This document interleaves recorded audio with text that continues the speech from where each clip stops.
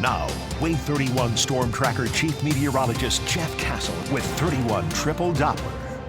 I've been wanting to talk to you about it. We mentioned it several times. Going over the edge tomorrow. What's your nervous level? Very nervous. Okay. I mean, you know, what's the worst that could happen? Oh, wait, don't answer that. Don't answer I've got some answers for you. You don't want to hear it. It's going to be perfectly fine. It is going to go great. Yeah. And if you do want to contribute, again, we are doing this to raise money for the Kids to Love charity, which is based here, of course, in the Huntsville area. I've got a link on my meteorologist Jeff Castle Facebook page where you can go do that, and certainly would appreciate any help that you can give us. Awesome. And your thoughts tomorrow. 6 p.m. 6 p.m. And if you watch our 6 p.m. newscast, we are going to have a live shot of Amber and I beginning that descent. So yeah, if you want to see something crazy and cool, check it out tomorrow. We're going to have good weather for it, the way it looks. Only some isolated rain chances back for your Friday and your weekend. But if that's not to your liking, and I know a lot of you want rainfall, I'll be honest, I would like some too in my backyard, my front yard, and side yards and all that good stuff. Well, next week is looking a little bit more promising to bring at least better rain chances back in here. We've got some drought that continues to worsen across the state, so rain is actually something that we need. Weather pattern change on the way middle of next week. It's going to be an area low pressure in the mid to upper atmosphere. It's going to be what we call a cutoff low.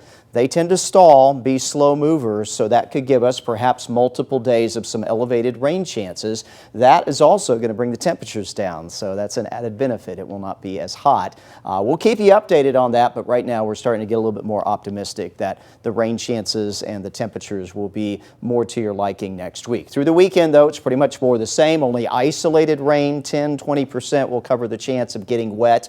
Temperatures will stay hot, running in the lower 90s for your highs. If you are traveling to watch Auburn take on my Oklahoma Sooners in Norman, Oklahoma on Saturday, there's going to be a chance for maybe a few showers or storms there. Otherwise, it'll be a warm day for that game. Temperatures in the mid-80s. If you're not making the trip to Oklahoma, of course, you can watch that game right here on Wave 31, 2:30 kickoff on Saturday. Things are quiet here for your Friday evening. Nothing on 31 Triple Doppler. I'm not expecting any precip overnight tonight. Maybe a few patches of clouds or a few areas of fog. That'll be about it through tomorrow morning. We head through your Friday. I'll take you into early afternoon. Few pop-up showers are a possibility. Nothing that looks super widespread.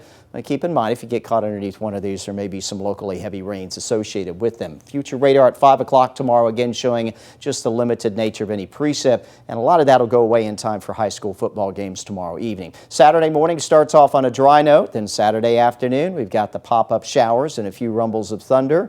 We're quiet Saturday night, Sunday morning, and then Sunday afternoon we're going to do it all over again. But again, the rain limited until we see that change in the weather next week. Quick update on the tropics. Gabrielle out here into the Atlantic, still trying to get its act together. 50-mile-per-hour sustained winds, northwest at 12 is the motion. This is as of the 10 p.m. update. This is also the new forecast track, which hasn't changed either. This one's going to stay out in the middle of the ocean. Maybe a hurricane by the end of the weekend, passing east of Bermuda.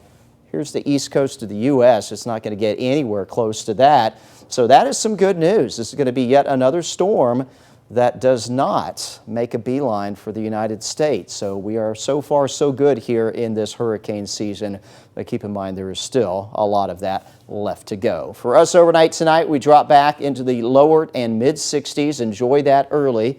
We'll heat up again through the morning and into the afternoon hours. Lunchtime temperatures will be in the upper 80s, and your afternoon numbers hitting the lower 90s with, again, about a 10-20% chance for a couple pop-up showers. 92 for Huntsville.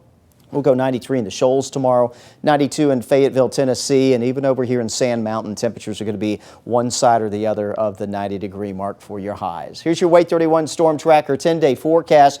Little change through the weekend. Highs in the low 90s, morning lows in the 60s. Rain chances will stay limited, but not necessarily zero. We take you towards the middle of next week. That's when the change comes. Notice the rain and storm chances are up, and the temperatures are down. Maybe not still necessarily fall weather, but I think most of us will be glad to see some lower 80s for daytime highs instead of the 90s that we've had most of this week. Looks like your confidence is growing, and we're to see some pretty good rain next week. Midweek, definitely. We definitely need it, absolutely. Okay, thanks, Jeff. Well, growth is coming to Huntsville's ice